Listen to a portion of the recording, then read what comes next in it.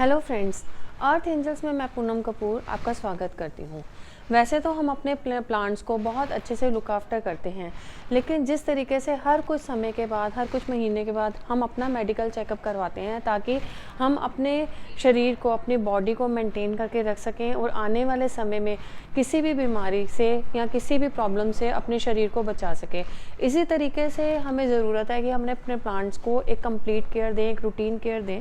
इसके लिए हम अपने प्लांट्स को हफ्ते में या 15 दिन में एक बार ये कंप्लीट चेकअप करें, जिसमें हम उनकी सारी प्रॉब्लम्स को देखें कि हमारे प्लांट्स किसी तरह की प्रॉब्लम को फेस तो नहीं कर रहे, ताकि आने वाले समय में हम प्लांट्स में होने वाली किसी भी परेशानी से अपने प्लांट्स को बचा सकें। जैसे मैं अपने रूटीन में हर संडे मॉर्निंग अपने प्लांट्स को एक कंप्लीट चेकअप देती हूँ। मैं एक एक प्लांट को अच्छे से चेक करती हूँ कि मेरे प्लांट में किसी तरह की कोई प्रॉब्लम तो नहीं हो रही। तो चलिए आज की इस वीडियो में मैं वो सारे एस्पेक्ट्स आपके साथ शेयर करूँगी ताकि आप अपने प्लांट्स को एक कंप्लीट रूटीन केयर दे सकें। रूटीन केयर में चेक करने की सबसे पहली जो बात यह है कि हमें चेक करना है कि हमारे प्लांट्स कहीं ओवर वाटरिंग या अंडर वाटरिंग की प्रॉब्लम को तो नहीं फेस करे, क्योंकि कई बार होता है जब हमारे पास बहुत सारे प्लांट्स होते हैं तो कुछ प्लांट पीछे दबे रह गए, उनमें पानी नहीं डला और वो सूख के ख़राब हो गए। तो हमें एक एक प्लांट को प्रॉपरली चेक करना है। हमने उठाकर उसकी सॉइल में देखना है कहीं कोई प्लांट हमारा अंडर वाटरिंग की वजह से ख़राब तो नहीं हो रहा या हम ओवर वाटरिंग तो नहीं कर रहे। अंडर वाटरिंग को देखते देखते हमें एक चीज़ का ध्यान देखना है कि अगर हम ये देखते हैं कि हमारे किसी प्लांट में अगर पानी बहुत दिनों तक नहीं ड्रेन आउट हो रहा या पानी रुक रहा है, तो हमें ये चेक करना है कि हमारा उस प्लांट में कहीं जो है ड्रेनेज जो होल है वो कहीं बंद तो नहीं हो गया। जैसे देखिए इस प्लांट में, मेरे इस पॉट में रूट्स पूरी ड्रेनेज होल से बाहर आ गई हैं और इसमें इसकी वजह से पानी की निकासी प्रॉपर से हो नहीं रही है। इसका मतलब ये है कि इस प्लांट को रीपॉटिंग की ज़रूरत है। सेकेंड जो इम्पोर्टेंट पॉइंट हमें कवर करना है वो हमें देखना है कि हमारे प्लांट्स में जितनी भी डेड लीव्स हैं, हमने उन सारी डेड लीव्स को हटा लेना है। डेड लीव्स को और येलो लीव्स को हम इसलिए हटाते हैं ताकि हमारा प्लांट जो है अपनी सारी एनर्जी नई ग्रोथ पे लगा सके, क्योंकि जो हमारी लीव्स सड़ चुकी हैं वो अब ठीक तो हो नहीं सकती। तो अगर वो प्लांट पे लगी रहती हैं तो वो अननेसेसरी जो है हमारे प्लांट की एनर्जी लेती हैं। लीव्स के साथ साथ हमें जो फ्लावर्स सड़ चुके हैं, हमने उन फ्लावर्स को भी हटा लेना है। ऐसा हम इसलिए करते हैं क्योंकि जब हम ये डेड फ्लावर्स को हटा लेंगे तो हमारी जो प्लांट्स हैं वो अपनी एनर्जी नए फ्लावर्स को मिलेगी।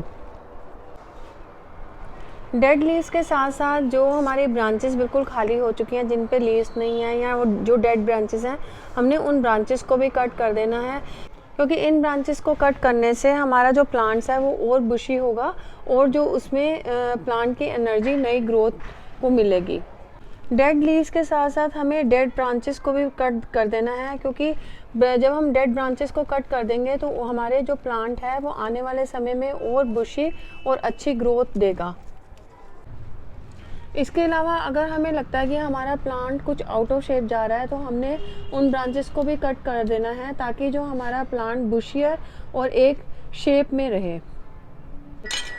नेक्स्ट जो पॉइंट हमें कवर करना है वो हमें देखना है क्योंकि हमारे प्लांट्स में जो सॉइल की अपर लेयर पे बहुत से वीड्स या जंगली पौधे उग जाते हैं, हमने उन सारे पौधों को निकाल लेना है। ऐसा हम इसलिए करते हैं क्योंकि ये प्लांट्स जो हमारे सॉइल में जो जितने भी न्यूट्रिएंट्स हैं उनको एब्जॉर्ब कर लेते हैं। मतलब एक तरह से जैसे हम कह सकते हैं कि ये हमारे प्लांट्स के हिस्से का खाना खा रहे हैं। तो इसलिए हमने जितने भी हमारे जो प्लांट्स में जितने भी ये अननेसेसरी ग्रोथ, अनवांटेड ग्रोथ होती है, हमने वो सारी ग्रोथ हटा लेनी है। और उसके बाद हमें अपने सॉइल की अच्छे से गुड़ाई करनी है। गुड़ाई हम इसलिए करते हैं ताकि जो है हमारे रूट्स में एरेशन बना रहे। सॉइल की अपर लेयर को हमने बिल्कुल लूज़ कर लेना है।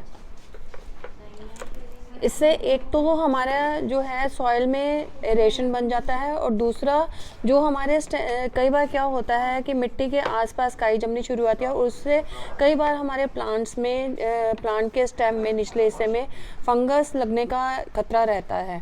तो इससे अगर हम गुड़ाई कर देते हैं, मिट्टी की अपर लेयर को सॉइल कर देते हैं, तो उस पर जो है हम अपने प्लांट को उस अटैक से बचा सकते हैं।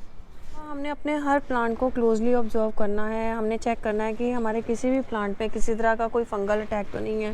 प्लांट की लीव्स को हमने एक बारी उल्टा करके देखना है, क्योंकि अक्सर जो इंसेक्ट्स का अटैक होता है वो प्लांट्स की लीव्स के पिछली साइड पे होता है। तो हमने अच्छे से सारी लीव्स को चेक करना है।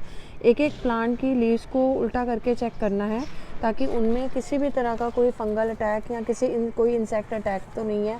और ये चेक करना है कि कहीं हमारी लीव्स कर्ली तो नहीं हो रही हैं।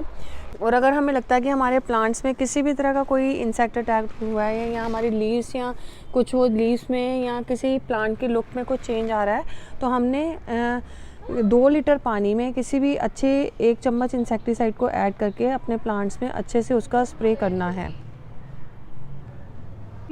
एक और पॉइंट का हमें ध्यान रखना है कि जो प्लांट्स की जो पोजीशन है समय समय पे चेंज करते रहना, क्योंकि प्लांट्स का क्या होता है, अक्सर जो प्लांट होते हैं जहाँ सूरज की रोशनी होती है उस तरह प्लांट्स का झुकाव होता है।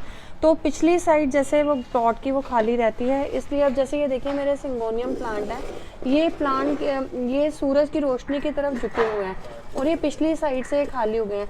तो अब इन प्लांट्स को मैं थोड़ा सा इस तरीके से कर दूँगी, तो ये थोड़े समय में इस तरीके से इनकी जो पोजीशन वो बैलेंस रहेगी। तो हमें जितने भी जो हमारे प्लांट्स सूरज की रोशनी की तरफ हैं उनको हर हफ्ते में एक बार ही उनको घुमा दें। अब ये देखिए मैंने जैसे इस तरीके से इनको घुमा दिया है, तो इससे जो है इनकी शेप जो है वो प्लांट्स की मेंटेन रहती है। इसके अलावा हमें समय समय पे चेक करते रहना है कि कहीं हमारा प्लांट जो है वो रूट बाउंड तो नहीं हो चुका।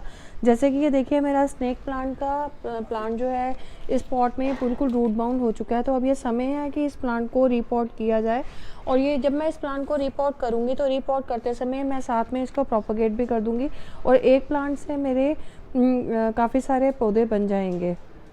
इसके अलावा हमें देखना है आखिरी पॉइंट कि हमारे प्लांट्स को फर्टिलाइजेशन की ज़रूरत तो नहीं है। वैसे तो फरवरी और सितंबर के महीने में हम अपने प्लांट्स को फर्टिलाइज करते हैं, लेकिन इसके अलावा अगर हम देखते हैं कि हमारे प्लांट में किसी प्लांट में ग्रोथ नहीं हो रही या फ्लावरिंग में वो प्रॉपर फ्लावरिंग के समय में वो प्रॉपर फ्लावरिंग नहीं दे रहा, तो हम उसमें चाहें तो लिक्विड फर्टिलाइज़र या कुछ और मैन्योर्स वगैरह ऐड कर सकते हैं।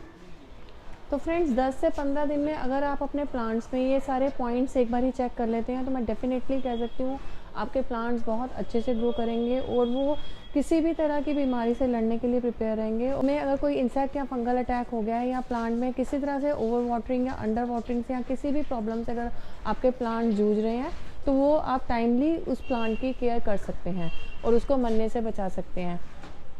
तो फ्रेंड्स जाते जाते अगर मेरी वीडियो पसंद आई हो तो उसको शेयर और लाइक करना ना भूलें।